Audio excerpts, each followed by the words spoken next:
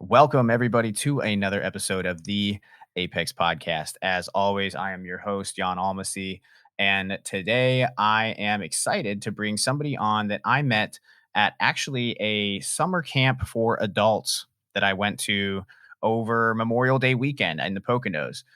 It's always been a bucket list item of mine to go to the Poconos, so I was super excited when this camp presented its opportunity. And I actually was kind of forced into going almost. I had a friend of mine named Joanna Datz. If you don't know who that is, I'm going to put her LinkedIn profile in this episode because pretty much any episode that I record with Third Nature people, she deserves a shout out because she's the original one that got me interested in the camp. But then I've been involved with this app called Groove for a little while. It's a co-working app for productivity, and their mantra is "We get shit done." And the head of community, Taylor Harrington, got into my DMs and was like, "You need to come to Third Nature Summer Camp." And then I had another person, LaShonda Brown, get into my DMs and say, "You have to go to Third Nature Summer Camp." So I caved. I decided to go. It was one of the best decisions I've ever made. Fantastic conversations over the weekend, met so many cool people. And one of them is here with us today.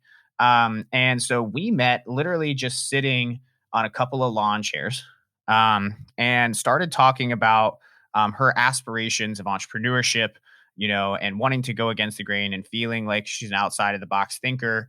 And really got into some cool, deep conversation. And what ended up happening is she reached out to me via email after the event and kind of was like, "Hey, I have a lot of questions. I'm super interested in your opinion on these questions. And I'd love to set aside some time to talk to you about it." And so I ran the idea past her and said, "Hey, I'm sure that there's a lot of other people that share the questions that you're going to ask. Why don't we just turn it into a podcast episode?"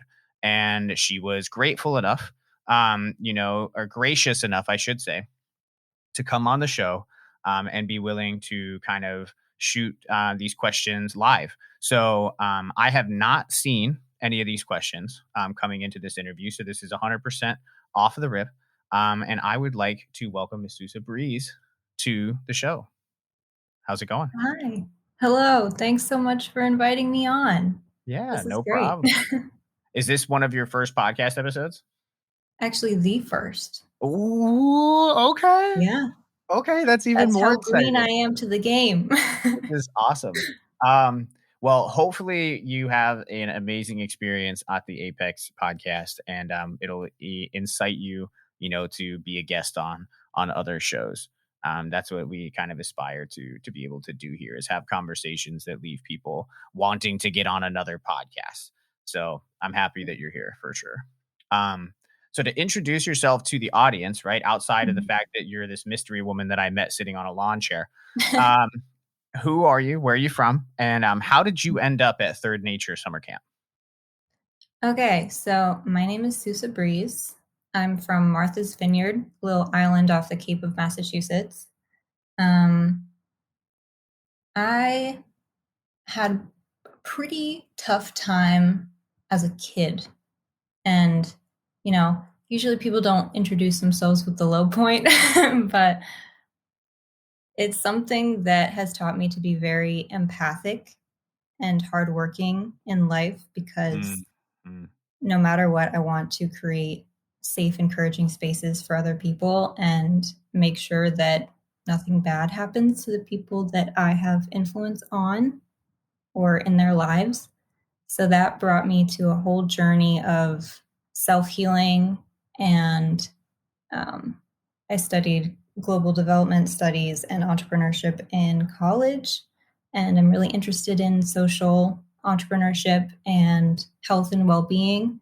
And I found Third Nature because it was a whole consciousness retreat for entrepreneurs. So I was like, maybe I can meet a bunch of people that can help me on my next steps to scaling positive impact. I don't know what that looks like yet, but yeah, that's how I got here on the pod.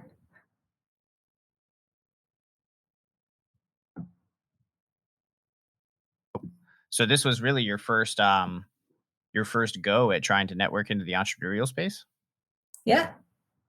That's awesome. And, yep. Wow. So we're like really going to get like a brand new, fresh perspective today. That's so exciting for me. Mm.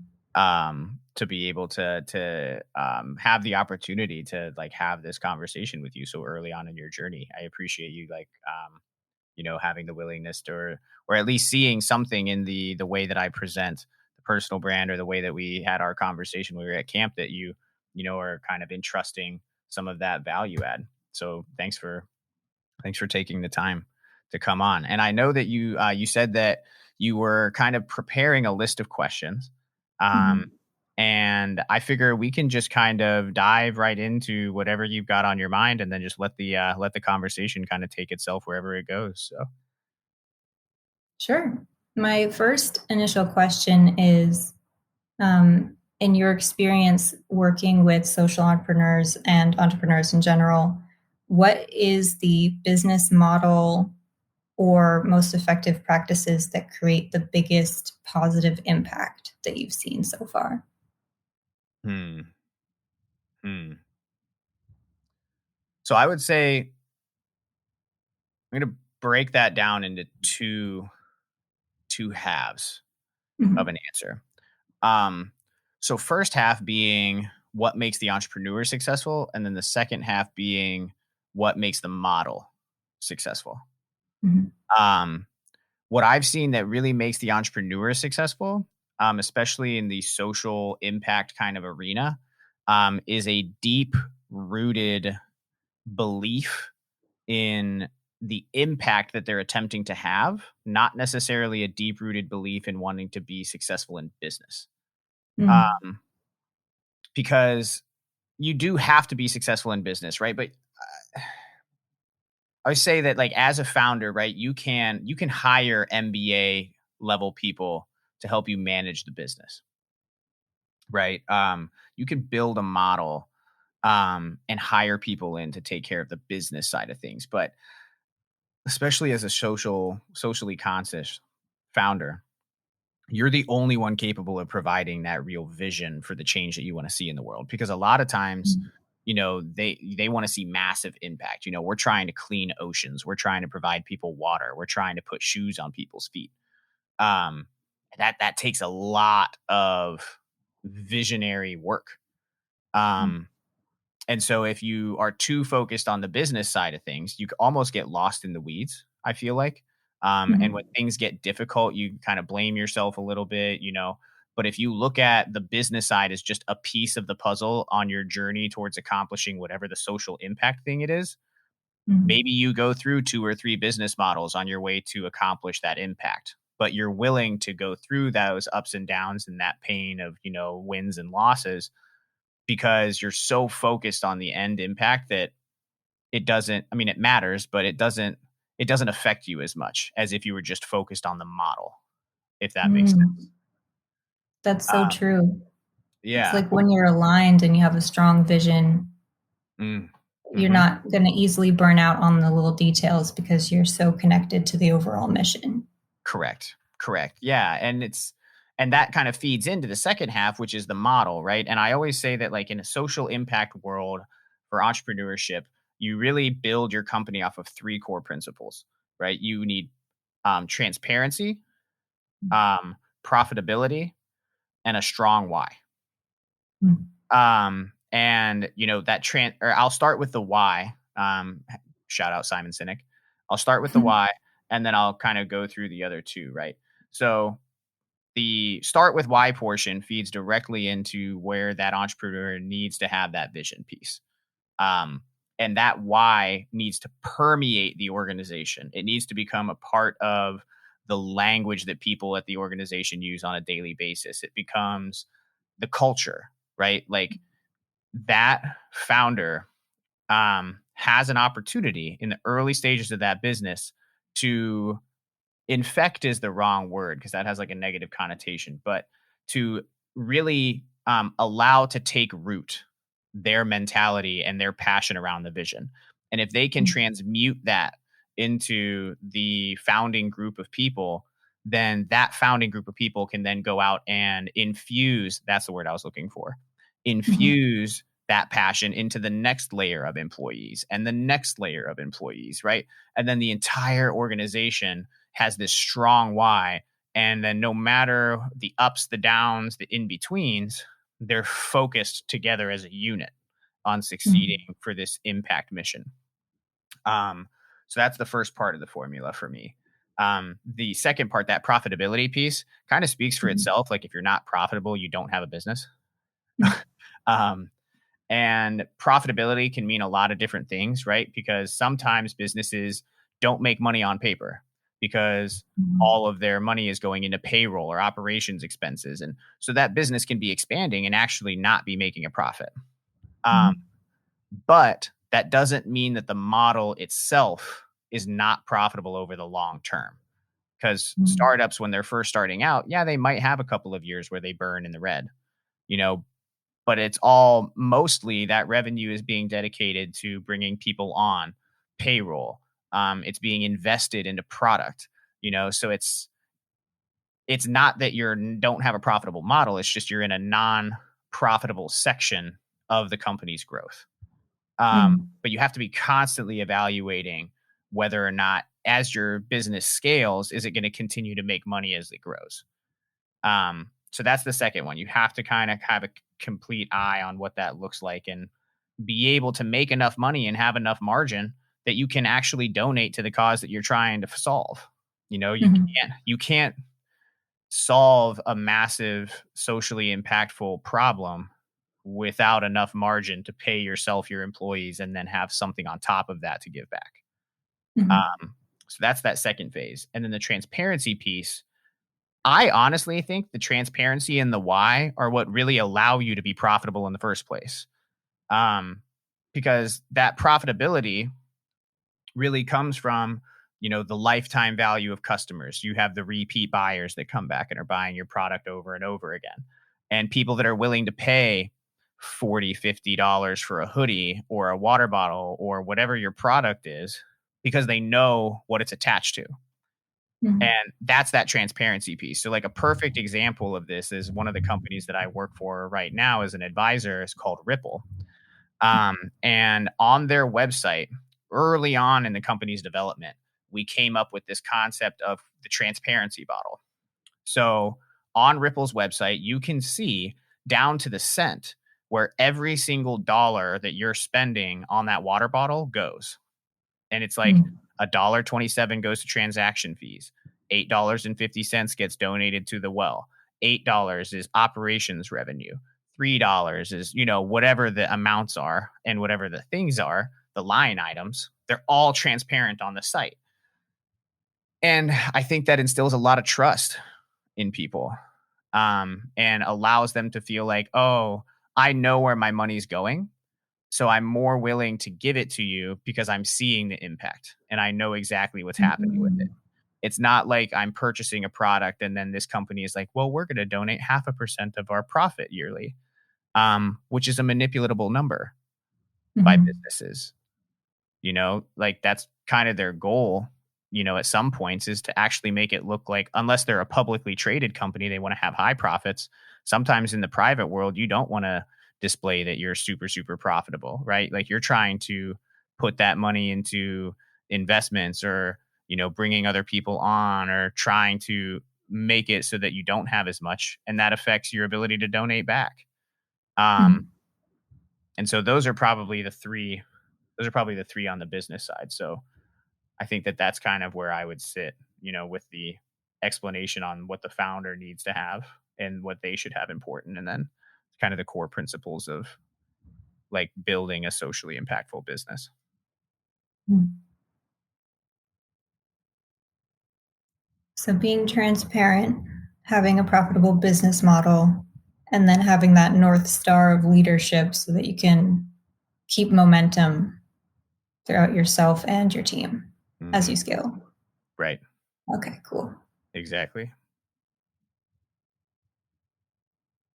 And if Sounds someone appealing. were to be just getting started, Yeah. even imagining like what kind of business they could start, do you have any advice about where they should begin maybe that internal process of figuring out what it is they want to do in the first place, or So the like practical steps of getting started? what problem they want to solve or what type of business they want to build or both? Kind of both. Kind of both. Okay. I'm gonna take a couple of seconds on that one. That's a, Mhm. that's a good one. Hmm. I mean, I guess I can't really speak to anything outside of personal experience, right? So Mhm. from what I've seen or like the interviews that I've had with people and even my own personal experience kind of starting out and going from being a nurse to owning a marketing company. Um I think I think there's some people in life that are just for whatever reason just blessed with vision, Mhm. right? And those people are few and far between. Um I was not Mhm. one of them that was just blessed with this vision, right? But for most people, you have to build this like foundation of information with which you can be creative. Does that make sense? Mhm. Yeah. It's like it's this balance between your intellect and your intuition, right? Your Mhm. intuition is what starts the journey. It's what tells you, "Hey, I think that you have what it takes to solve a problem." And then the next thing is almost immediate anxiety because it's like, Yeah. okay, intuition, thank you for giving me that as a task now. I have no idea what I'm supposed to do with that, but I can't get rid of this nagging feeling in my gut that I'm supposed to do something important. Mhm. And then a lot of people just get stuck there. Mhm. And that's not a fun place to be because you feel like you're, in your world on a daily basis, going to work, doing what you're doing, and you can start to feel dissociated from it because you feel Mhm. like, oh, I should be doing something else, or why haven't I come up with this idea yet? And you like start beating yourself up almost. Um, so I think the best thing to do is honestly to start to consume the information from people that have already done it, right? Mhm. Like I know the book Start Something That Matters by Blake Mikowski is a fantastic book to start with. I think he's the founder of Tom's. Um, and that book really lays out why it's so important and almost how to find a problem to solve. Mhm. Um, and then just listening to podcasts about social entrepreneurship, trying to, it's like if you were going to travel to a foreign country, right? If starting a business was me traveling to Italy and I showed up to Italy and I didn't know a word of Italian, it'd be really hard for me to figure out how to get anywhere, right? Right. But if I spent a couple of months on Babbel before I Mhm. went to Italy, I'd probably have a better shot of making a couple of friends and figuring my way around the country. Mhm. And that's where I think you should start. You should start by building your intellectual toolkit. Just consume Mhm. as much information from as many people that have already done it as you can. And then phase 2 would be after you've started consuming that information, just start whiteboarding stuff. Mhm. Start journaling, figure out what comes to mind after you've read, all of these people of what they've done and what they've seen and how they did it. Start to think like, what problems exist in my sphere of influence? What things am I passionate about solving? What things really piss me off when I see them on the news? Right. Right. And then you kind of layer those two things together. It's like, okay, well, I have this intellectual toolkit that I'm playing with now, and then I'm using my intuition to try to find this problem that I want to solve. Is there a place where they kind of meet in the middle and I Mhm. have enough brain power and enough motivation to kind of start building something towards that end? Um, Yeah. I don't think it's just like this. I think for some people, they have this idea that like entrepreneurship is like this magical light bulb moment that happens. And then all of a sudden they're like, oh, this is what I'm going to do now. Um, and for some people, it probably is. Was not me. Mhm. Definitely was. And not a lot of the people that I know have had those light bulb moments. I've witnessed those aha moments, from people that have already been on the journey, but it's because they were already engaged with the journey. It's not like you go Right. from being somebody that has never experimented with business before and then just like boom, Facebook. Yeah. I don't know what Zuckerberg went through when he first came up with that idea, but I'm sure it wasn't just like it all came together at once, Mhm. you know? So that would probably be my advice. Start by, doing what you're doing, asking people to have conversations, getting out there, putting yourself into situations where you can grow, reading books, listening to podcasts, and then be patient with yourself because it takes time. I probably listened to a year's worth of podcasts on consumer behavior and psychology before I even thought about starting a marketing business. Um, Mm. and it's because I knew I'd listened to a lot of Gary Vee and I was like, I'm 20 years old. If I just start doing this right now, by the time I'm 25, maybe I'll have something. And here I Mhm. am at 26 after starting when I was 20 with a business, Mm. And so it's like trusting that process and trusting future you to know what to do if past you sets the foundation. Right. Ooh, that was a good quote. I'm writing that one down. That's why I love Future just you. riffing on podcasts because Mhm. I never know what's actually going to come out. Yeah. That's got me thinking about a lot of things because maybe some of it is a block of feeling like I don't know enough, even though I have been studying this stuff for years and years. And I am an executive assistant to a CEO. I help with marketing, I help with business Mm, operations on the daily. I can start and run a successful business. And what I'm passionate about is well being, like positive psychology, health, consciousness, spirituality, mm, all of these different things that help you dig down deep and figure out how to transform your habits to create a completely different life out of nothing, mm, which is where I've come from. mm. So I could today start a profitable business just based on those skills that I've developed. Right? Yeah, you were like a miles ahead of somebody starting at ground zero, by having Right. the experience that you've had. And that's the thing. So you have the skill set, right? And Mm, so you have that middle tier, right? The profitability piece. You know that you can satisfy that. So it's like, how do you find the why and how do you find how to be transparent about that why? And mm, you have those two things, you already have that middle piece. right. Then it's just exploring what those other two areas look like and kind of piecing them all together.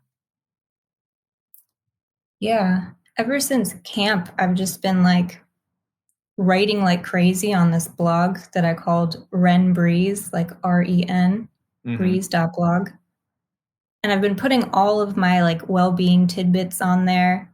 And then I started up this like Sunday weekly check-in session thing where we've been doing this whole thing of positive psychology and habit transformation. And people are like, you should set up a Patreon or something.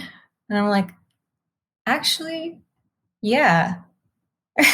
Yeah, why not? I can help people and have it be meaningful and nice, and I just need to like believe in myself or something. There it is. Yep, and that's a big thing. That's one of imposter syndrome just murders entrepreneurs, Mm, right?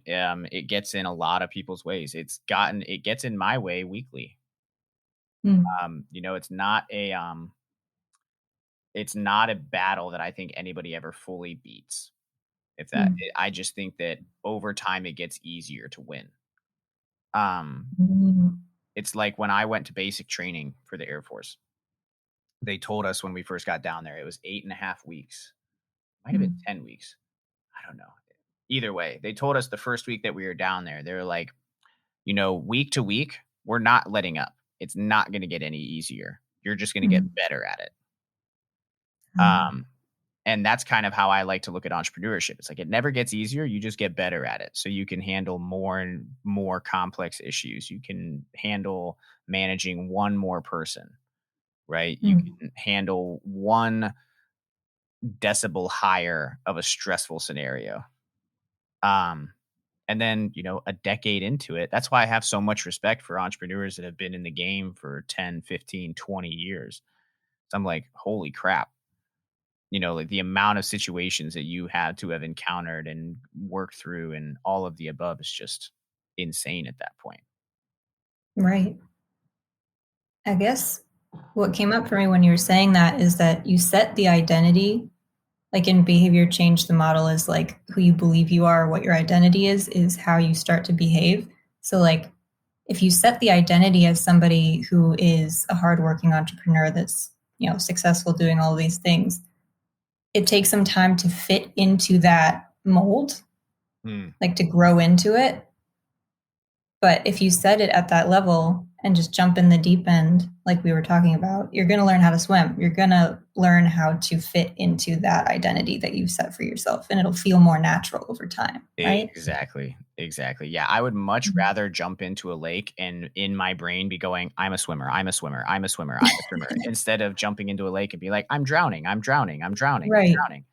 It's two completely different existences, two completely different mind Mhm. states. So I, yeah, 100% agree with you on that. I'm curious to ask about if you have like a central North Star in what you're doing and how you found your way to it. Hmm.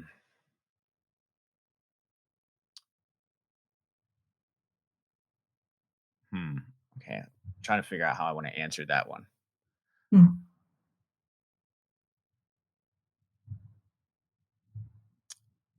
All right. So I think because we're talking about like what it was like getting started, right? I'll start with the first time I ever experienced my why, and then Mhm. I'll end with how I actually ended up clarifying my why like 4 years later. Um, Cool. so when I first felt my why in 2017. Mhm. Um, I had just almost OD'd in like 2015, 16, right? Mhm. Well, actually, it was before that. No, I had almost OD'd in like 2011. Yeah, because I Mhm. was still in high school. So it was like 2011 that happened.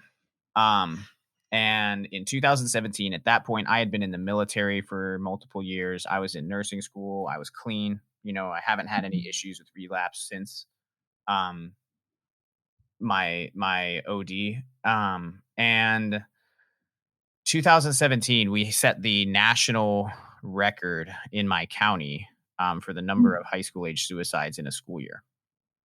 Oh my God. And that was intense. I mean, it was our entire community. I remember was just like, what is going on? Mhm. Um, and so I was in school at the time, and I was doing a lot of self reflection at that time on, well, I can't believe I'm still here. Mhm. Because there was a period in my life where I definitely did not want to be here. Um, Mhm. and I started thinking, nobody's talking about this. The Right. only like I see stuff in the news, I see stuff in the newspapers, but there wasn't really a whole lot of voices that were just transparently telling stories. And so that was the first time I ever felt a intuitive pull to share my voice at large. Mhm. And the first intuitive feeling was, you're a talented storyteller. I gave you the talent to be a storyteller for a reason. Tell your story. Mhm. And I just started a blog with two buddies. Um, and we started talking about mental health, physical health, and spiritual health. Um, and then next thing I knew, I like won an award at my university that allowed me to give a commencement speech. And I ended Mhm. up calling that speech "The apex of my life is my death." Um, Mhm. and I delivered it, and the entire thing was like lessons that I had learned throughout my life, um, about how to create a legacy, how to make it through the dark times, how to rise to greatness, and how to never allow yourself, whether it's a graduation, a degree, a job, a marriage, the birth of a child, that nothing in your life should ever be the peak, because Mhm. once you reach that, the only direction to go is down. So the only peak you should ever have in life is your death. Right. And before I knew it, that video had gone viral, and then I started a podcast, and, now fast forward, we're here with a company. Right. And Mhm. I did not see any of that coming at all Mm. when I first engaged with my why. Um, Mhm. so now fast forward, right? I have the podcast and I'm growing the marketing company, and I end up in this group called Indie Collective, and it's a 10-week intensive cohort style curriculum with entrepreneurs from around the country, and you take classes in self development, value based pricing models, back end finances, like a whole bunch of stuff you just should probably know Mhm. as a freelancer or a solopreneur. And there was this woman named Kat Coffrin in there, and she gave a presentation on personal branding, and she asked a question that ended up leading to me actually clarifying my why, right? Because I knew that I Mm. needed to share my story, but I wasn't exactly sure why. For those multiple years, I wasn't exactly 100% clear on where I was going. Mhm. And for me, that's where faith comes in as an entrepreneur. Like, you just have to trust that whatever path the universe is trying to drag you on, that it knows best, and Mm. you just need to go. Um, so for 4 years, I was just kind of like, huh, I don't know what it is. And then I met Kat, and she had us ask a question to our friends. And it said, if you woke up in the morning and you had a problem, and I was the first person that came to mind, what would that problem be? And why choose me to solve it? Mm. And she's like, text it to a bunch of people that know you and see what they say. Dang. It was powerful. It was really powerful. Kat is one of the most amazing personal branding experts I've ever met. She's a brilliant, brilliant woman. I'm like really lucky to have her in my network. Mm. Um, and so I asked the question, right? And I have people respond with everything from, when I'm in an existential crisis, you're the one that I want to call, to Oh. um, if I had a business problem that I was unable to solve, you would be the one that I would want to brainstorm with, Mm. to if I needed a workout, you're the one that I Mm. would call. Right. And so it was this very wide range. And it was cool for me Mm. because all of those people knew a different side of me. Right. Mm. And so what ended up happening is she had us write our personal vision statement. And for me, what I had known all of those years ago is like being a storyteller was my calling. What ended up coming out was my duty to the world is to bring light into the darkness, whether that be Mm. intellectual, physical, or spiritual. Dang. And I try to embody that everywhere I go now. It's like, Mm. and I especially got that reinforced after being at camp, because I feel like everybody that I talk to is like, dude, like, you just feel safe.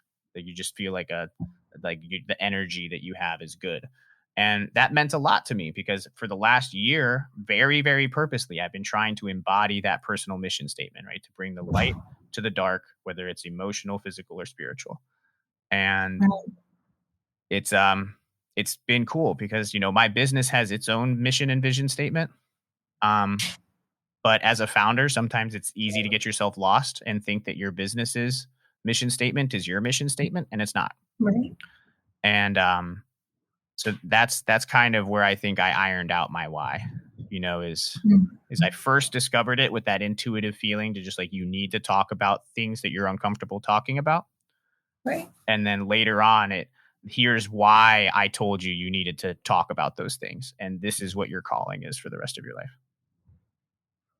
That's that's amazing, and also so true that you have to go to the darkest places to be able to find the most light. Yeah.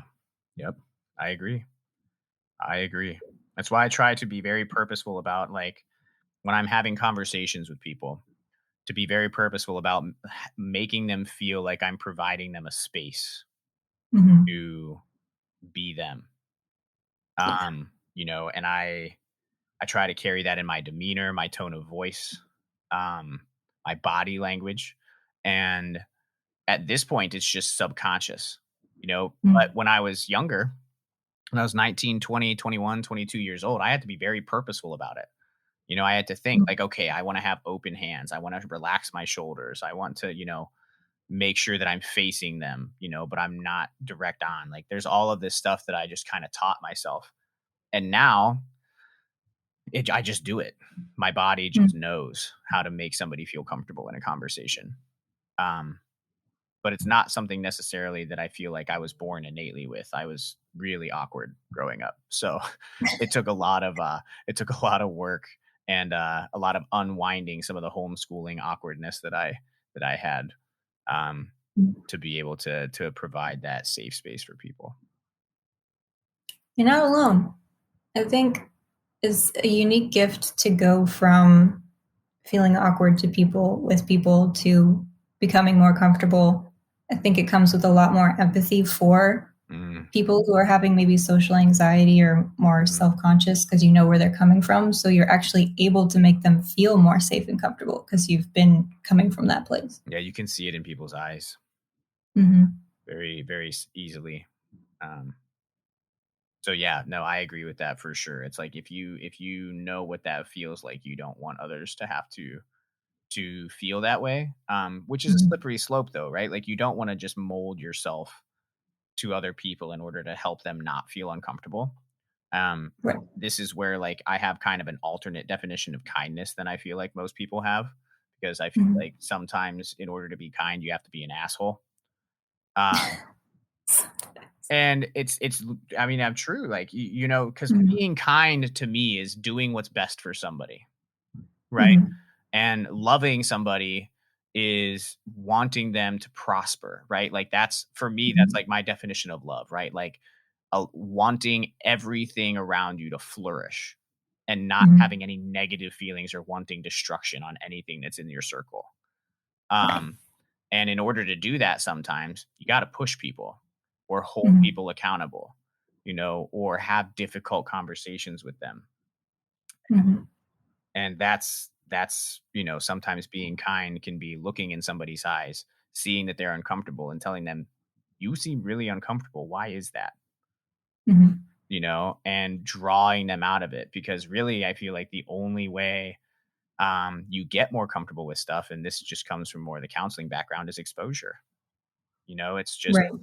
and if I would rather be the person to provide that safe space and expose somebody to a little bit of critical feedback than to have them go out into an area where they may not encounter somebody as empathetic and just get torn, you know? Right. So if I see a behavior or something's happening, I'll call it out and be like, "Hey, I saw what you were doing back there. I don't know if that was the best way to handle that." Mm-hmm. Um, which happened a couple of times at camp, and people pulled me aside and had those types of conversations too. It's a mutual respect thing between people that I think are more conscious. Yeah. That's awesome that you said that. I've never really thought about it that way, but it's very true.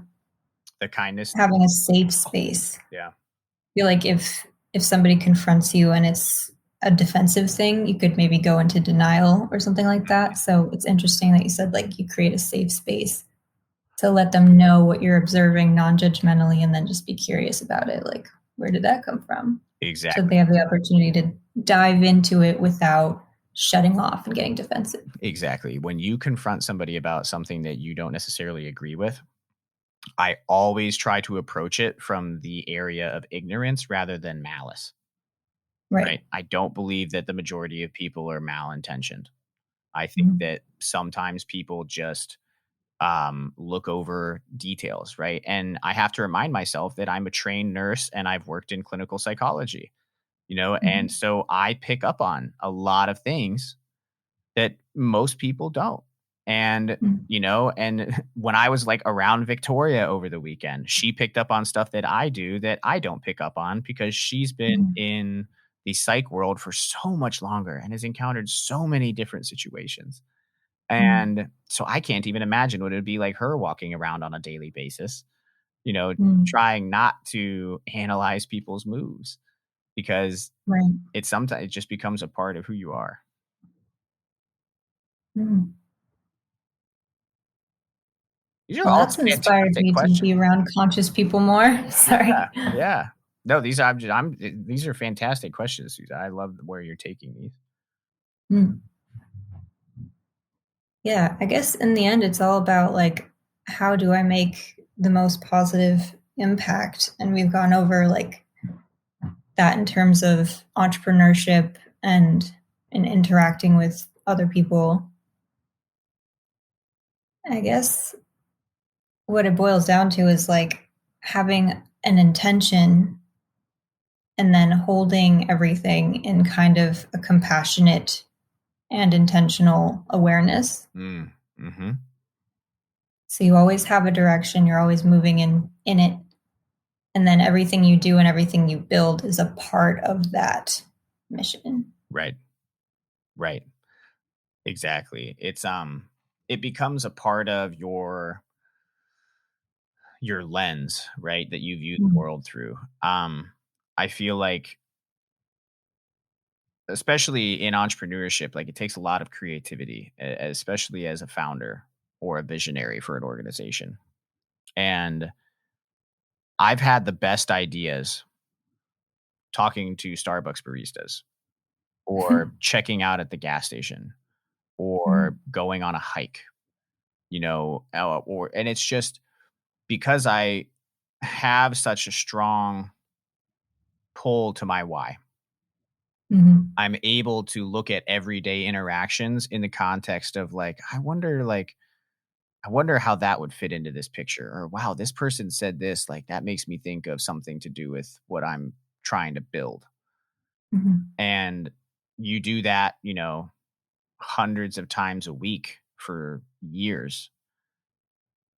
You have this amazing database of experiences that you've had with people through the lens of the thing that you're trying to accomplish as your mm, baseline. And it's having the willingness to be patient in your youth, to mm, believe and trust that if you engage and be patient and just do the next best thing every day, that mhm, years down the line, you will transform into that person that you have built in your mind, right? And mm, accepting this weird dichotomy that that person technically doesn't exist. The mhm. only thing that exists is your awareness in the present moment. Yeah. But so you're not like making yourself unhappy because you're not that person yet. You're just Mhm. using that ideal as a guidepost, right? Right.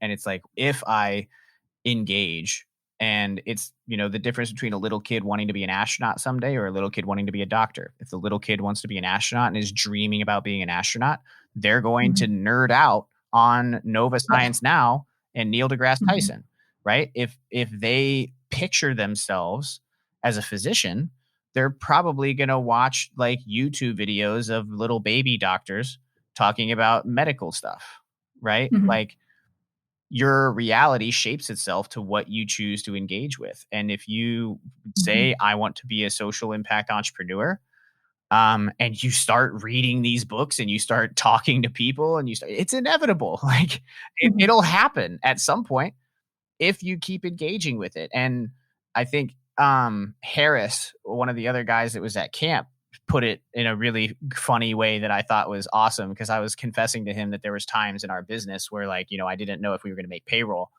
And, during COVID, it was it was hard for everybody. Mhm. And he said, I subscribe to the cockroach methodology of entrepreneurship. And I was like, what the fuck is that? And he was like, just don't die. Mm. He's like, be unkillable.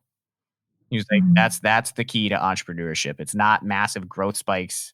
It's not all, it's just don't die. And if you can continue to engage with the journey, the last one standing is generally the one that succeeds. Mm. And I was like, I really love that.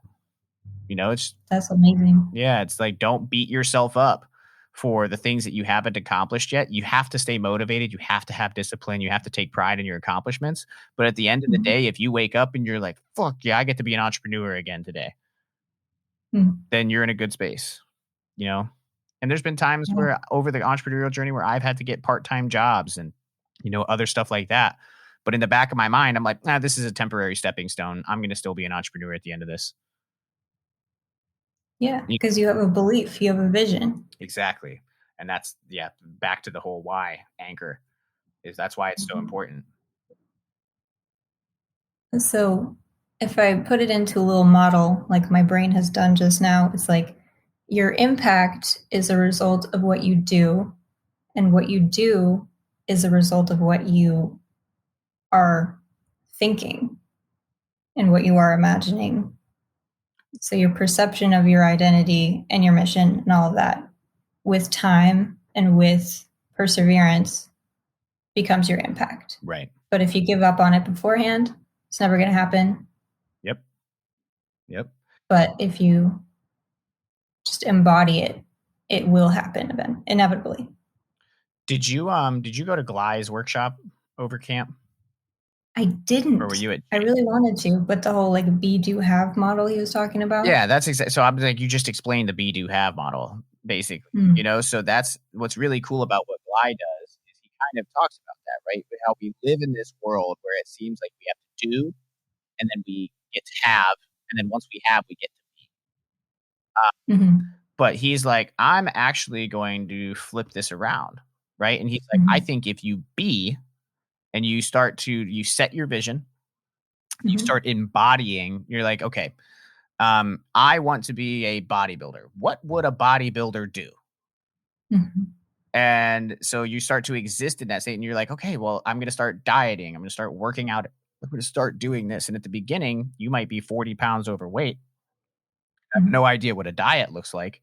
But if you just start being a bodybuilder, then you'll be able to start doing the work and then you'll have what you Mm-hmm. need. And that's what's really cool. It's like it starts with that embodiment. It kind of flips this Mm-hmm. traditional mindset of like you have to go do, go work, and then you'll have stuff. And then when you have stuff, you'll be able to make a decision on who you are. It's like, fuck that. Mm-hmm. You know. So that's cool that that's where this ended up. I bet you that it's probably because I have a lot of Gly's wisdom stuck in my brain right now from camp that's how that came across. That's I'll have to text him and be like, dude, I just shouted out your model in a pod. Yeah, well, huge props to him thinking of that in the first place. Right. It's all stuck in our brains, and that's a good thing now. Right. Yeah, cool. Identity based impact. Ooh, I like that phrase. I looked up your blog, by the way. This looks really sick. Oh, thank you. Yeah. Yeah, I chose the word ren because it means lotus in Japanese, and the lotus grows in muddy water and clarifies it. So I was like, going to the darkest parts of life and finding the wisdom in it and then creating beauty out of that is like what I want to embody. Right.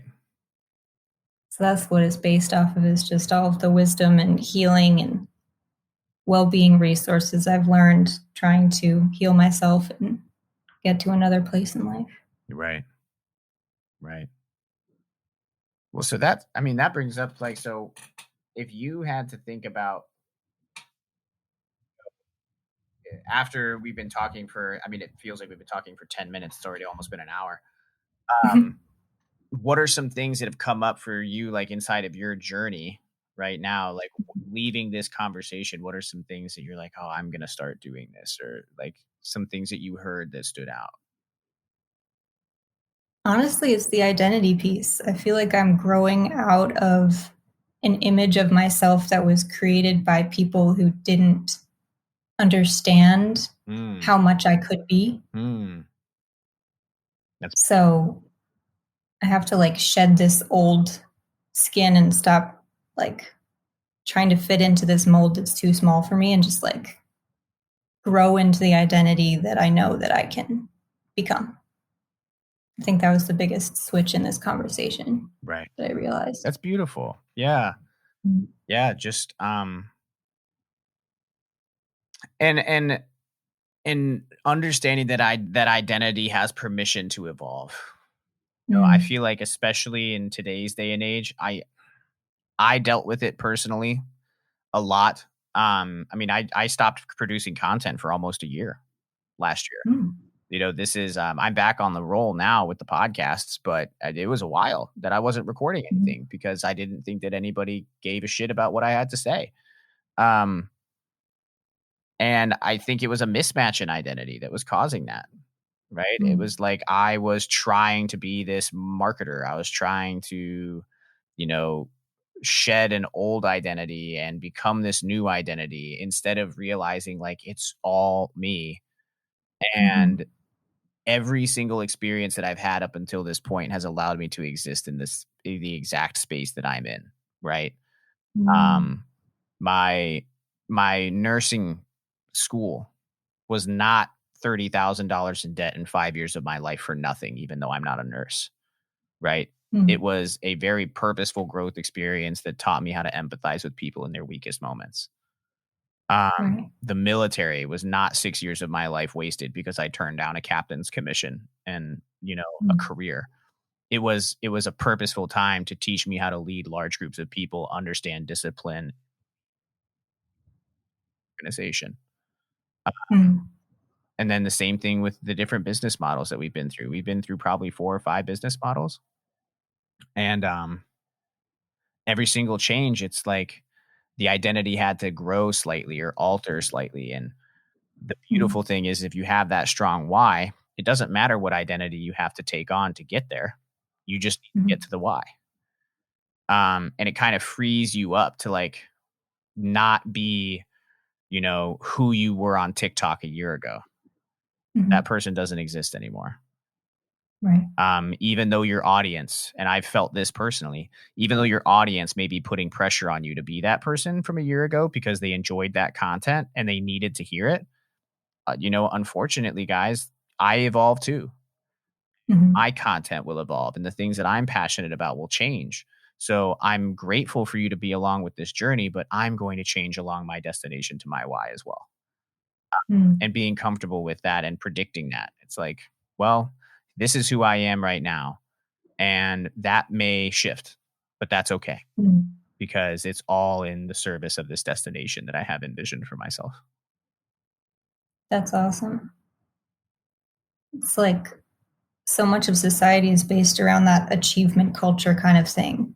So every time you don't follow through on something or something falls through, a lot of people see that as like a reflection on their self-worth or like Hmm. who they are and stuff like that. But if you can see it instead as I learned a lot from that and it's a part of my ongoing journey because life is about the journey because as you said in the beginning like the destination is the end. Right. Right. Well, and a big part of the journey is building a network of people that trust you, right?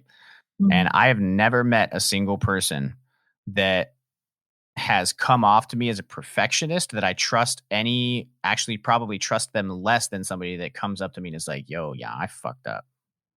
Mhm. You know, I love talking about failures because Mhm. we talk about creating space for people to be able to form a relationship with you. If you open up a conversation with vulnerability, Yeah. that's a completely different conversation that Mhm. happens. And so it's almost like I always try to tell myself when failures happen, um, or when things are really rough, um, that somebody, or I always try to picture somebody watching me with a film crew, and Mhm. they're filming my documentary. Mhm. And what would I do if I were in this documentary about me building my life? And I'm in the pit right now and it's dark. Mhm. I don't know what's going on and I'm not sure what my identity is or I feel disconnected from it. But what would I what story do I want to be able to tell someday? Do I want to be able to tell my um do I want to be able to tell a story that says he encountered failure, it forced him to quit and he learned nothing? Or Mhm. do I want to be able to say he encountered failure? He took that failure with grace, incorporated the lessons into his future, and tried as best as he could to avoid making that same mistake twice. Mm. Um, and I feel like when I've given speeches or I've been invited to come speak places and it's always those parts of the story that get people to be completely quiet and sit on the edge of their seat. Mhm. It's those stories that really form who you are as a founder, and Mm. allow you to maintain empathy and perspective and growth, because unfortunately, candlesticks are candlesticks for a reason. And I'm referencing the Mm. stock market, right? It's like, yes, you could have go on this massive upward climb, but I feel like there's lessons that you need to learn at each stage of that rise. Mhm. And if you rise through them too quickly and you don't enjoy the journey, you're going to get to the top and have no idea what you're doing. Right. And be it, unless you're very prudent and smart and a one in a million human, which I'm not saying that those don't exist, because they definitely do, Mm. you're not going to know what to do at the top, and you're going to burn out really quickly and potentially tank. Mhm. Um, so yeah. Yeah, it's being able to face adversity and grow from it and learn from it is what makes you capable of handling it in the future. Hmm. And the only time that you are truly failing is when you give up and you say, "Okay, life, I'm not going to succeed. I'm going to just accept that reality," and then it becomes the truth. Right. So instead you're like, "This is an opportunity for growth. Yep. There's going to be more because I say so. Right. Because I'm learning from this and I'm growing Yep. from this." Yep. And That's it's awesome. not always self-inflicted stuff either. Like, it can be relationships with co-founders. It can be having to fire an employee. It can be having to disconnect yourself from a client that's making you a lot of money, but it's just stressing you out. There's all Mhm. sorts of decisions that you're going to have to make, where no one is going to be able to tell you the right answer, and Mhm. Google's not going to be able to tell you the right answer. And that's where I think a lot of people get in trouble. They try to, what are the top 5 things that somebody would do in this situation? I don't give a shit how good the list is. That's not going to fix your problem. You Mhm. have to spend time internally trying to figure out what you're going to do and be willing to fail, because you could make a decision Yep. that could completely cripple your business. And that's what being a founder is. But you can also make a decision that literally everybody is telling you is a dumb idea, and it's what brings your business, the next $1 million in revenue. Um, and there's really no way to get good at that except for making decisions over and over and over and over and over again over a long period of time, and experiencing what it feels like to win and what it feels like to lose. Mm. It's not about having all the right answers, it's about asking the right questions. Mic drop. Yes. I am learning so 100%. much from this conversation. That's good. That makes me feel good. I appreciate that Yeah, for sure. Sometimes I feel like I get behind the mic, I'm just like rambling random bullshit. So it's good to get that feedback. it is sensical and helpful. I try to not, like, I know, because I'm ADHD and I'm like I consider myself a highly intellectual person. Sometimes I get like Mhm. way up here in the ether Yeah. talking about stuff, but I I always try to, I think it was when I worked in intensive outpatient psych, I worked with kids um, for a year and a half ish. I worked with kids between the ages of like 6 and 17, with pretty, I mean, everything from schizophrenia, dissociative identity disorder, depression, ADHD, Mm. um, all over the board. And I learned that I had to be able to convey complex things at like a third grade level max. Um, Mm. so I do try to keep things. It's like, yeah, like we could talk about all of this whoopty crap, like thought leadership, right? But unless you can teach somebody how to take that from a thought to actually embodying it, it's useless. It's just, it'll Yeah. just exist in someone's brain. And they're like, it actually might give them more anxiety, because they're like, I know I should be doing that, but like, how the fuck do I do that? Gotta like bring it down and be like, okay, like here's maybe at least how I did it, right? Like, I can't tell you how to do it, but here's what I've figured out. Yeah. Does like Einstein's quote on if you can't explain it concisely, you don't understand it. 100%. And I, Like you got to embody something and yep, then teach people to ask the right questions so they can figure it out for themselves. Right. And what you're talking about with wanting to get into consciousness and awareness and self-discovery and everything, you're in the business of questions. Mm. That's what you're in the business of, right? Because you don't want to be telling people how to live. You want to be Yeah. educating people on how to discover how they should live. Hmm. And that's a completely different thing than just lecturing Yeah. somebody.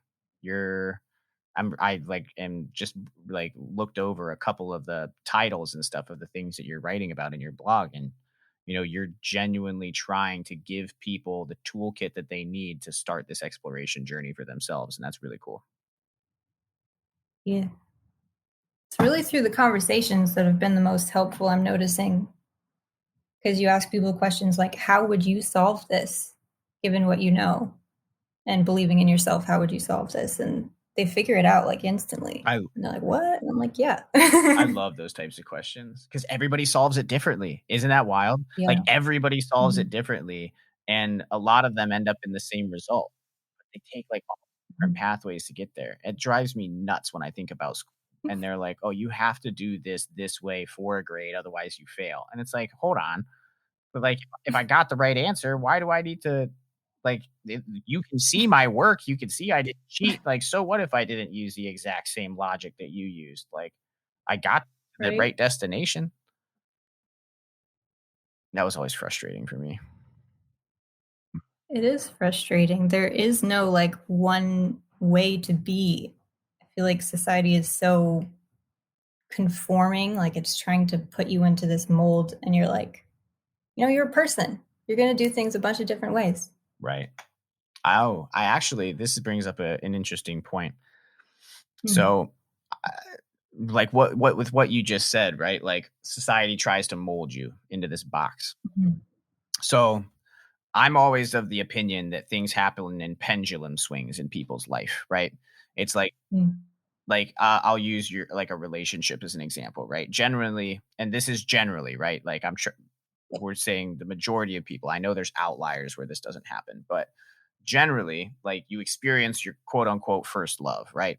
The pendulum Mhm. swings way far to the left, and like everything is rose colored glasses, and the world is fucking amazing, and like nothing could go wrong. And then they break up with you, right? And then the pendulum swings, outside of the high school sweetheart. Shout out to you guys. I have no idea how you did it, but um, the pendulum swings to the other side, and it's like, man, fuck the opposite gender or whatever you're into, and Mhm. I'm not going to have anything to do with it. And then it kind of like goes into the middle, and you kind of Mhm. figure out it's like, oh, I need a little bit of both, um, Yeah. balance wise. And so it's like you get into these places um where you want to like exist outside of the box, right? Mhm. And when you're in school and you're in that phase, right, where you feel compressed, you're like a spring with a whole bunch of potential energy that has not become Right. kinetic energy yet, right? And for all of you Mhm. that forgot eighth grade science, potential energy is just the energy that's stored in an object before it's released, right? And so, like, you let Mhm. go of the spring, that energy is no longer potential. It's actually it manifesting itself as energy as the spring expands. Um, so, if you're super compressed for a long time, your pendulum is on the swing to the other side, right? And then all of a sudden, boom, you explode, right? And you're like, I don't want to exist Mhm. inside of the social norms. Like, you go through this really angsty stage between like 16 and 20. And it's like, this school's a prison and I don't want to be here. And like, everything sucks. At least this is how it was for me, right? Mhm. I'm getting out of here and I just can't wait to get into the real world where I have more freedom and blah, blah, blah, blah, blah. And then you realize freedom comes with its own set of challenges, but Mhm. your pendulum then starts to swing the opposite direction because you're like, okay, maybe I was a little bit too off the charts. I should probably try to exist inside of this box. Um, Mhm. and you have to be able to find this middle zone, right? Because if you exist 100% in the social norm, you're a cog in a wheel. If you exist way too far outside of the social norm, you're a hermit in the woods, right? Right. And you, neither one of those is a change agent, right? Like Mhm. neither one of those is somebody that's going to really innovate. They're either going to exist inside of the system or they're so far out of the system that everybody thinks they're batshit crazy. Uh, Yeah. so there's this middle zone, and I haven't really figured out how to explain the middle zone as far as entrepreneurship goes yet. But I use this example for people that are in the U.S. They'll understand this example. If you're driving down the road, right, and everybody pulls over to the right side of the road at the same time, and you see flashing lights in the distance, what's going on? The police? Either the police or an ambulance, right, are coming down Mhm. the road. And generally, it's universally accepted across the US that you pull over when there's an ambulance driving by to give them the Right. room to get to where they need to go, right? Now, imagine everybody pulls over except for one car. What is everybody assuming about that one car now? They're a crazy That person. they're an asshole, Or they're not paying attention. right? Yeah, or they're not paying attention. So it's like, okay, but either one of those is like this person is either an imbecile or they're aloof and they just don't know what's going Mhm. on, right? But none of those are good things. And Mhm. we don't know anything about that person. And the weird thing is that as people, we're just associating that car with a dipshit at this point. Mhm.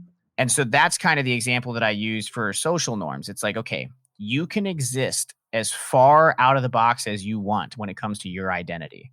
But there's some things that you need to Mhm. engage with in the box that Yeah. make sense and allow people to know that they can trust you because you know what Mhm. the rules to their game is. Right. And people feel comfortable when they know that you know what the rules are. And you could operate by your own playbook 90% of the time. But when you're in, you get invited to a black tie affair, don't show up in jeans and a t-shirt. Show Mhm. up in a black tie. If you're on the road and so you got to pull over, pull over. What's the deal? Are you going to save Mhm. you're going to save 30 seconds or a minute driving? Just, accept the fact that that's what society does. And Yeah. find and purposely try to find those things throughout your day where it makes no sense to waste energy going against the grain when it's not hurting anything. Right. And that was a lesson I wish I would have learned earlier on because, like, early in my entrepreneurial journey, I just had this chip on my shoulder that was like, I'm going to prove everybody wrong. I'm going to work 20 hours a Mhm. day. I'm only going to sleep for an hour. I'm going to, like, drink enough caffeine to kill a horse. And just go, go, go, go, go, because I existed so far out of the box that I just didn't care, and I was killing myself, Mhm. and, Jeez. I was like, "You know what? Maybe this whole, like, you should really only work, like, 8 hours a day thing is not that bad of an idea. Maybe I should do that." Yeah. There's some things you can't really go against the grain about Right. just because they're the right things to do. It just ends up But it's also true that you can't trust somebody who's completely lawless as well. Like, I've known some spiritual people who have thrown everything out, and they end up doing things that have negative impacts on themselves or others because they threw the whole rule book Yep. out. Like, there's still some good rules in there. Yep. You still have to, like, speak the same language as people to develop trust and stuff like that. Right. Yeah, and Is a bit. that's, do you believe that there's a natural order of things or, like, some type of, like, baseline truth that we should be, like, pursuing, or is it all kind of, like, up to Mhm. individual interpretation? I believe in natural law Mm. just because there's so much that proves it. I feel like nature does kick us in the butt when we do things wrong. Like racism, for example, costs the United States $16 trillion dollars in GDP Right. because of all of the innovation lost on oppressing like a whole 16% of the population or something. Right, for a long period of time. And like overpopulation is because of the oppression of women that don't have like rights and education and climate change. All of that nonsense is because we're exploitative instead of regenerative. Right. Right. So nature teaches us. We just have to like listen and learn from things. Right. That's some yeah, and that I agree 100%. It's like there's just some things that regardless of how I feel like a lot of the debates that people have now are like, I call them comfort problems, or like Mm, first world problems. It's like we wouldn't even be debating about this as an issue if, like, I just got back from a trip to Uganda, right? mhm. Th- The conversations over there are, how are we going to get food and water today?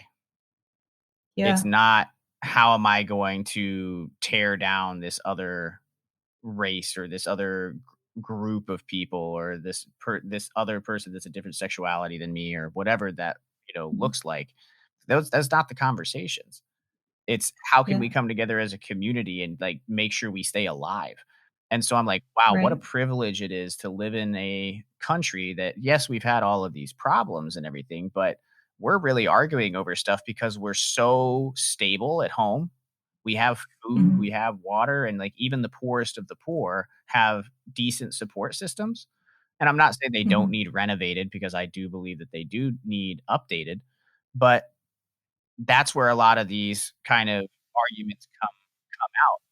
And it's like, Mhm. if we were to be more aware of what you're saying, that there is kind of a natural order to things, that the world exists in phases. We go through peaks, we go through valleys, and we focused more on forming relationships with the people in our circle that were positive, rather Mhm. than like getting so pissed at the grand scheme of things that anytime we see somebody that could be a member of the opposing party, we get aggravated. Mhm. It's like, I don't know anything about that person. They don't know anything about me. We could be best friends. You Yeah. know, and we would never have any idea, if, I mean, right now politically, right? Like if somebody walks into a bar and there's a Biden hat and a Trump hat, like, how is that conversation going to go based on what we see in the Mhm. news, versus if two people walked in without those identities on and just started having a conversation, and then at some point that came up, but they'd already started forming a relationship, maybe Mhm. they could get closer to truth versus just being stuck in each other's ideologies. Yeah. For real. I just It's like the stages of consciousness. You go from egocentric, all about yourself, to ethnocentric, only for your team, and then world centric or cosmocentric when you realize Oh, it's actually connected. we're all the Yeah. same. Like the only place that like all the way on the spirituality spectrum and then all the way on the science spectrum is that ripple effect of everything is interconnected and interdependent. Right. We all have a ripple effect on each other. Everyone else has a ripple effect on us. If we focus on the well-being of all will have increased well-being. Right. Exactly. Yeah. The whole rising tide lifts all ships idea. Yeah, collaboration versus competition, and realizing that, you know, even though it's a dichotomy, like a paradox, that individuals can be part of a unity, Hmm. it is true. Yeah. Oh, yeah. Well, We're all the same thing. 100%. That's why I'm so passionate about podcasting with people. It's like, Mm. yeah, we could, exchange some Facebook comments back and forth, and you'll misinterpret what I'm saying, and I'll misinterpret what you're saying, and then nobody's really in any better place. And unfortunately, with the speed of communication nowadays, right? Like, if you were pissed back in the day, you had to, go to your desk, find a piece of paper, get a pen, sit down, Yeah. write that shit out, get a stamp, put that in the mailbox, and then wait a week for your response, right? Mhm. And the entire time you're writing that letter, over the course of that hour, you're thinking about what you're actually trying to say. You might go through multiple drafts before you send it, right? Mhm. But now it's like, you get pissed, you get insta pissed, as I like to say. You get, Mhm. insta pissed, and then you're commenting on somebody's caption like an asshole. And Yeah. that's where trolls come from. I think it's just that, like, Mhm. it's because it's that superficial egocentric response. Um, if you were to take a little bit of time to step back and think about it, and actually try, I think the key is trying to genuinely understand where the other person is coming from, not trying to be right. Mhm. If you go into a conversation and you're trying to be right, you're wrong. Like, Yeah. go into a conversation attempting to genuinely understand the other person's stance, And you may disagree with 9 out of the 10 things that they tell you, but that one thing will Mhm. completely shift your thought process, right? And you'll be able to add it in and you'll take it and be like, wow, like that actually makes sense. It I see it a lot because it blows people's minds that I'm a relatively conservative Republican, right? And Mm. nobody would ever guess that, right? Because of the way that I'm open to trying to understand everything about the way that everybody thinks. And that just Mhm. happens to be, you know, where I land, at least Mhm. for a lot of economic policy and other stuff like that. But when it comes to social issues, I'm a lot more moderate and liberal, and I'm allowed to be Mhm. that way, you know. And Yeah. you can grow and change your mind over time, and have these amazing conversations. Like when I was, younger, I was 18 years old the first time I ever got to vote. The only context I had were my first generation immigrant parents who were diehard right wing Catholics. And then Mm. I go out into the world and I start to interact with a lot more people. I'm way more moderate than my parents were because Mhm. I incorporated a whole lot more into my awareness and was willing to have those conversations and not be like, well, you're wrong. And obviously, this is the way that it should be. It's like, well, I Right. don't know. You kind of got a point. Maybe I should think about that. I'll get back to you. It's so true. It's so true. Like, I like to think of it this way. Like, everybody and everything in the world is seeing the world from a different perspective. Mm, And everybody is some percentage correct because we're all looking at the same thing. So the more people and perspectives we can connect with, the more truth we can gain because we're getting like percentages and percentages yep. of truth Right. from each person. Yeah. But if you say you're wrong because you have a certain like current identity, you're cutting yourself off from like all of that wisdom and cutting them off from all of your wisdom. Right. Right. And there are certain things that you just over time you decide like these are I call them my immovable objects, right? Mm. Because and actually one of my immovable objects is the fact that you have to have some immovable objects. Um Mm. and there's some individuals that would say like, "Oh, well you know, you everybody sees something a little bit differently." Almost a little bit Mm. more extreme than the way you explained it, right? Because you believe in natural law. And so there's some individuals that don't believe in any natural law and that everything is up to interpretation across culture, across time, across everything. There is no truth. We're all just kind of existing in this space where everyone's trying to figure it out. Um, Mhm. it's very nihilistic outlook on life. Um, Yeah. and I think that that's paralyzing because Mhm. there's infinite number of choices for what's correct, Yeah. and it's impossible to process. You can't structure a life around inconsistency. And if there's Right. no correct answer for you, then you can't structure anything solid. And you spend the Mhm. majority of your time anxious about, you know, whether or not you're on the right path because there is no guidance Mhm. force. Either that or you're so nihilistic that you're not even anxious about the fact that you don't have a path. And then I can promise you at some point in your life, for a lot of people, it's that midlife crisis, right? At some point in your life, you're going to wake up and you're going to realize, holy shit, there's stuff that I do actually believe in and I believe it Mhm. to be true.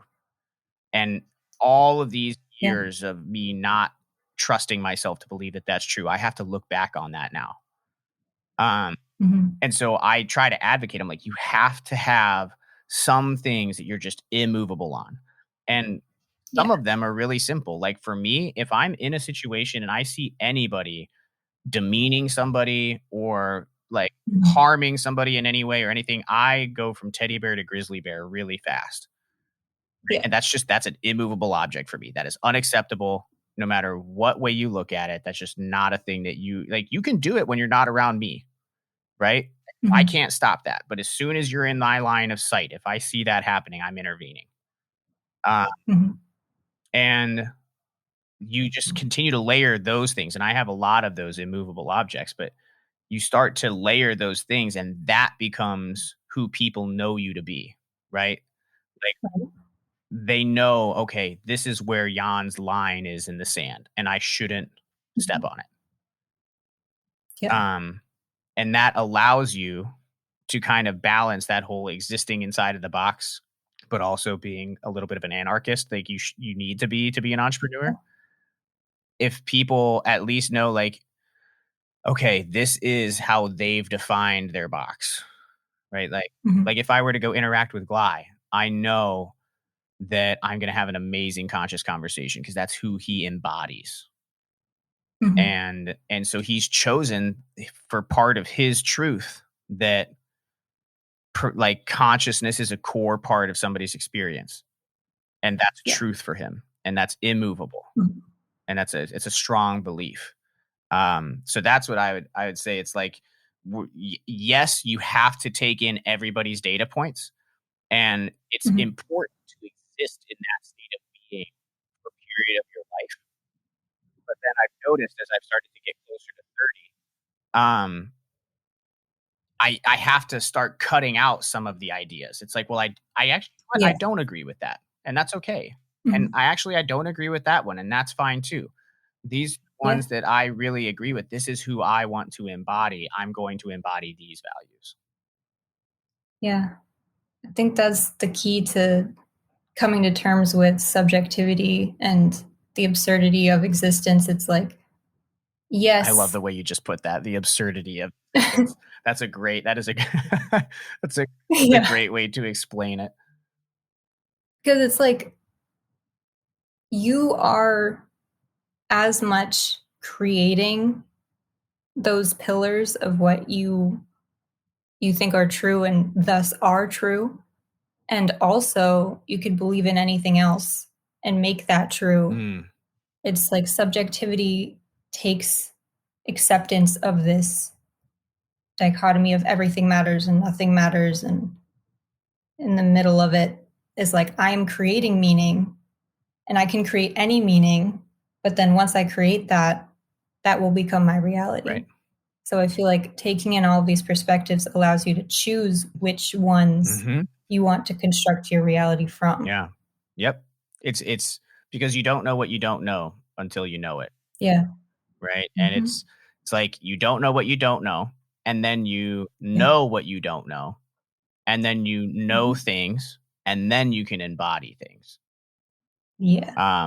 At least that's the way that my path would go. And I'm sure if we would talk to somebody that's a lot more spiritual than I am, because I am a heavy intellectual, they would say, "Oh, like, no, Mhm. I just embody my intuition and then the knowledge comes in afterwards." And that's a different path. And I'm really jealous of Mhm. people that can do that. I wish I'm getting more in touch with that now, but I wish that I could do that. But for me, I was on a very similar journey that you're about to go on. You know, I was like, I want to Mhm. talk to as many people as humanly possible because I don't even know what my dream really is. I just know I'm destined to make a change. Right. And I want to just talk to other people that have made change. Same. I'm glad we're connecting. Hell yeah. Heck yeah. Um, Stuff like summer camp is the best. Amen. Yeah, I like posted a picture on Instagram that I was like recording a podcast with a friend from Third Nature, and I've already gotten like 4 DMs. Like, who is it? Who's It's like Jeanette, Ariel, Danielle, and Yare all message Yeah. the squad. Oh man, I miss everybody so much. Yeah, it'll be a good time getting the chance to get back together next year for sure. Why don't we do that? For We'll sure. give Third Nature a shout out here at the end. So I know we shouted them out at the beginning. If you guys want to check into Third Nature, you already kind of heard my feedback on it, so I'll give Susa the chance to kind of talk about what her experience was like at camp. But I'll put the link in the description. I believe they're having camps Memorial Day weekend and Labor Day weekend in 2023, and just go to their site and check it out. I mean, it's a really cool retreat. I had an amazing time. And what was your experience like, Susa? It's just like the most safe, conscious, welcoming, empowering environment where people just come together and have these kinds of deep discussions about how to up-level their positive impact and how that starts from within. So we like work on ourselves, listen to each other, and then make action plans to make things a little better. It's Oh awesome. yeah, drink CBD seltzers and roast marshmallows. Just- Yeah. Which is, I think, probably the best. I loved that dynamic. Putting in all the hard emotional work during the day. It seemed like everybody took like an hour or two to like either canoe or swim off the emotional work Yeah. that happened. Play beach volleyball or whatever, and then everybody would come together at the end of the night and continue exchanging stories and having amazing conversations. So I definitely recommend, if you are a solopreneur, an aspiring entrepreneur, or anybody that's really in that space, that you give them a check out. Shout out to Brian, Sarah, Alexis, everybody that's involved on that team. So, Mm. well, we are coming up on an hour and a half already, which is wild. I had a feeling that was going to happen, though, because a lot of times these types of open-ended conversations, I could probably go for hours talking. But are there any last words that you'd like to give to the audience? Remind them of where they can go to check out your blog. And then I think that we'll go ahead and sign off. I appreciate you taking time to come on and hang out with me for the last hour and a half. Yeah, this was amazing. You can find me on renbreeze.blog. And yeah, thanks so much for having me on. This was really great. Thank you. Yeah, no problem. All right, guys. So if you want to follow the Apex podcast, it is Apex Communications Network with hyphens in between Apex Communications and Network on Instagram. You can find me at Jan the Apex Almacy on Instagram. You can follow us on apexcommunicationsnetwork.com if you're a business that needs help with analytics, branding strategy, or digital accessibility. Go ahead and hit me up on LinkedIn, honestly. I'd rather you talk to me through that platform than submit a random lead through the website. Let's get to know each other first. Let's have a conversation, see if we're a good fit. And if not, what our motto is if we don't have it in-house, we can find it in network.